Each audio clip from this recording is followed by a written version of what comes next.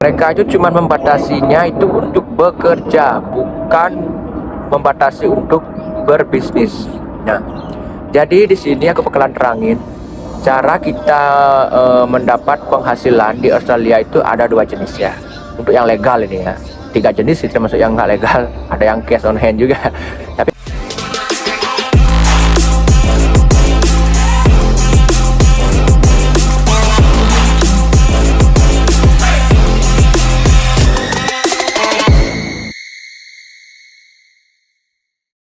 halo, selamat siang teman-teman semuanya. Jadi kembali lagi di channel Futu Traveling. Jadi pada video kali ini aku tuh bakalan ngebalas komentar dari teman kita yang bertanya, Kak, emang bisa ya survive kerja cuma 8 jam seminggu dan kerjanya itu cuma 5 hari seminggu? Bisa sih survive, apalagi kita kan student sekarang bisa dibilang kayak kita tuh lagi dipersulit ya, bukan dipersulit sih, karena memang tujuan Australia itu mendatangkan student ke sini itu memang untuk belajar gitu loh. Mereka mendatangkan international student ke sini untuk belajar, bukan untuk bekerja gitu loh. Makanya jam kerja TFN itu dibatasi 24 jam per Juni ini gitu loh. Ya, dan di sini tidak sedikit juga orang-orang yang bingung buat survive di sini, termasuk saya sendiri. Termasuk saya sendiri ya. Tapi kita harus memahami apa sih maksudnya pemerintah Australia itu membatasi jam kerja menjadi 24 jam seminggu. Yaitu salah satunya untuk belajar. Kita itu difokuskan untuk belajar di sini, bukan untuk bekerja. Tapi, ada tapinya ini. Mereka itu cuma membatasinya itu untuk bekerja, bukan membatasi untuk berbisnis. Nah, jadi di sini aku bakalan terangin cara kita mendapat penghasilan di Australia itu ada dua jenis ya. Untuk yang legal ini ya, tiga jenis sih termasuk yang nggak legal, ada yang cash on hand juga. Tapi kebanyakan yang cash on hand itu pembayarannya di bawah rata-rata, jadi kalian mending jangan ambil yang itu, nanti bahaya juga buat masa depan visa kalian kalau ketahuan ya, mending jangan. Oke, yang pertama itu ada TFN. TFN itu apa? Tax file number. Itu biasanya yang wajib kita serahkan saat kita itu diterima bekerja di suatu perusahaan.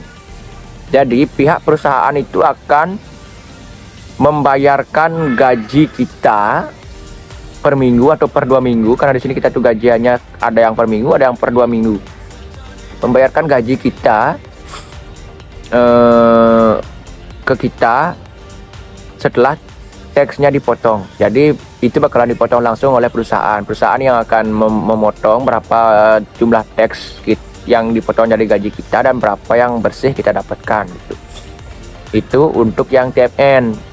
Itu biasanya TFN itu digunakan untuk employee, untuk pekerja, buruh. Bukan buruh, untuk karyawan lah ya. Oke. Jadi selain dari TFN, kita juga bisa menghasilkan uang di situ dengan cara ABN. Apa itu ABN? ABN itu adalah Australian Business Number. Itu jumlahnya kalau nggak salah ya, Australian Business Number itu ada 11 digit number dan TFN itu 9 digit number. Itu nomor yang nggak boleh hilang, karena itu kita cuma bisa buat sekali selama kita berada di Australia, tidak. Oke, ABN itu ditujukan untuk pebisnis yang tinggal di Australia.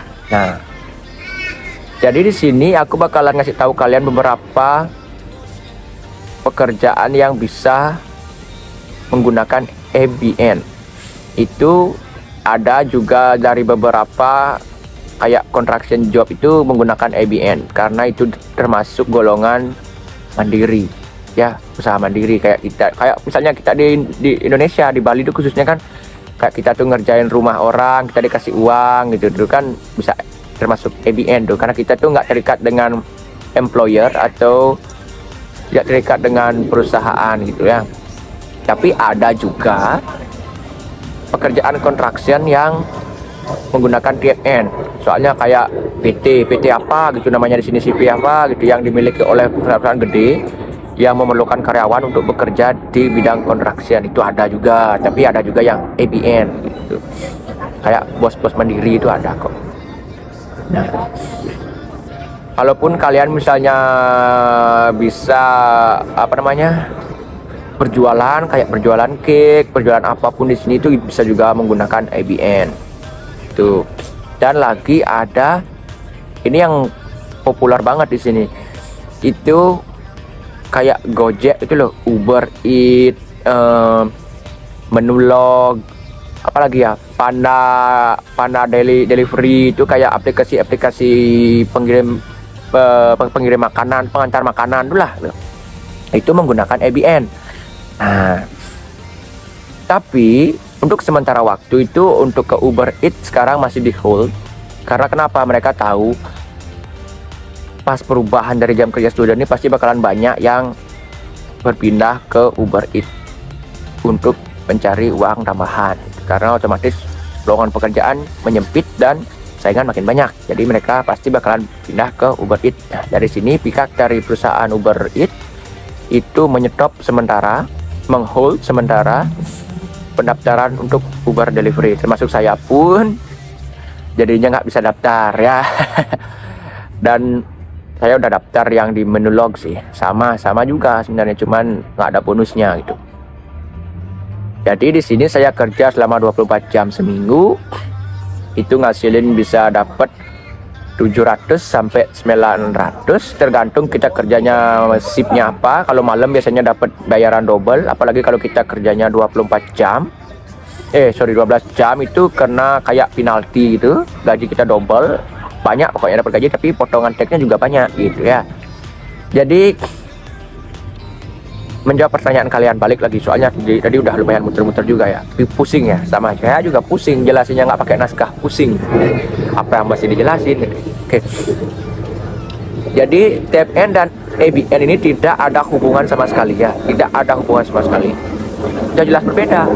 TFN ini ditujukan untuk employee, untuk karyawan, dan ABN ini ditujukan untuk pebisnis yang berusaha untuk membangun bisnisnya itu. Dan untuk pajaknya ABN ini pun itu bakalan dipotong di akhir. Saya juga belum paham caranya motong, yang jelas pemotongannya di akhir ya. Nanti coba kita gali lagi ilmu tentang itu, bakalan saya explain ke kalian ya. Oke. Nah, jadi di sini student tuh bisa ngambil 24 jamnya itu untuk yang kerja teks, dan sisanya bisa kalian pakai untuk ABN. Nah, dan pertanyaannya yang tadi itu, bisa nggak kita survive kerja cuman 5 hari dalam seminggu? Bisa. Tapi apalagi kalau kerjanya kalian tuh kayak cuman anggap dah kalian tuh kerja 6 hari deh seminggu ya, dibagi 4, kalian part time dah, anggap 4 jam sehari kali 6 kan udah 24 jam tuh. Nah, 4 jam sehari. Habis itu kalian kerja 4 jam, capek nggak? Nggak terlalu ya, tergantung kerjaan kalian. Nggak terlalu pokoknya kerja 4 jam tuh nggak terlalu capek. Nah, habis itu kalian mau ngapain di apartemen kalian, atau nggak di rumah kalian, di kosan kalian? Mau ngapain? Mau tidur? Yakin bisa tidur? Kalau aku sih ya, pulang dari kerja part time tuh langsung, wah, rugi aku merantau ke sini kalau aku waktuku cuma aku pakai buat gini aja gitu loh. Rugi, mendingan aku pakai kayak ya keluar 2 jam buat nyari Uber Eats, dapat berapa di Menulog dapat berapa, $50, balik lagi itu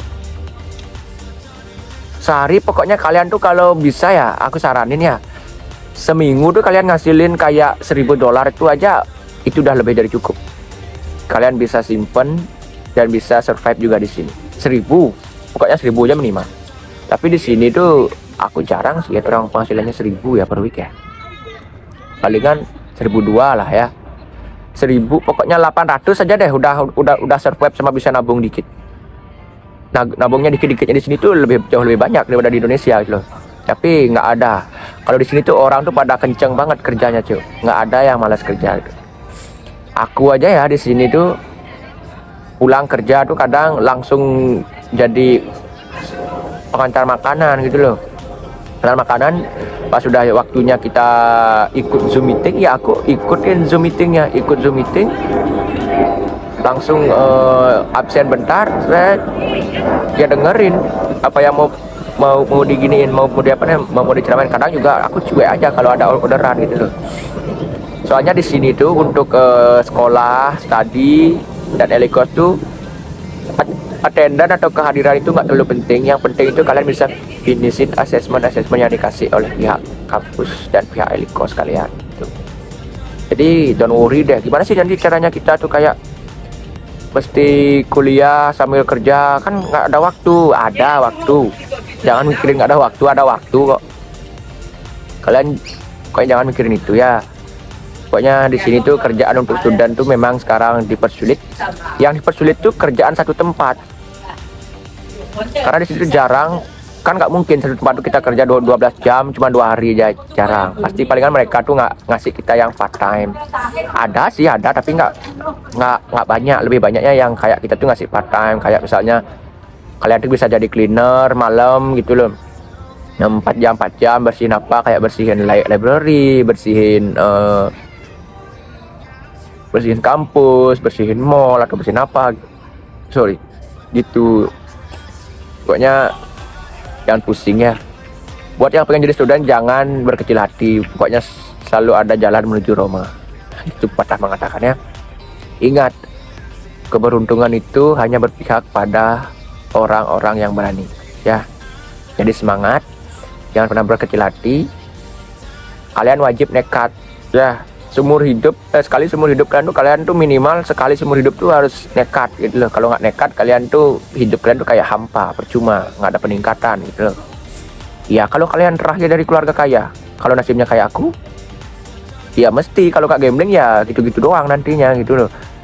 Ya pokoknya itu aja. Mungkin aku terlalu banyak ngoceh dan mungkin agak terdengar tidak jelas ya ocehanku, dan semoga aja kalian paham gitu loh. Semoga aja ya. Kalau kalian nggak paham bisa komen aja. Aku bakalan berusaha buat balas kok komen kalian kalau aku sempat ya, karena aku di sini juga kerja, pengen cari cuan juga. Nggak mungkin kan aku fokusin semua waktuku ke YouTube, kecuali kalau aku memang capek banget kerja. Ini aja sebenarnya aku tuh bisa kerja sekarang mumpung libur. Tapi aku tuh pengen nyepen hari-hariku tuh sekali dalam seminggu itu full day buat istirahat. Jadi aku bakalan berusaha upload konten setiap minggu gitu loh, walaupun cuma 2 video per minggu. Semoga aja kalian bisa sabar menantinya ya. Oke, terima kasih buat yang udah nonton sampai akhir. Semoga semua penjelasan yang aku kasih dari semua videoku, termasuk video yang ini, itu bermanfaat. Oke, terima kasih banyak semuanya. Saya minta bantuannya untuk like, comment, dan subscribe. Saya Food to Traveling. See you on next video.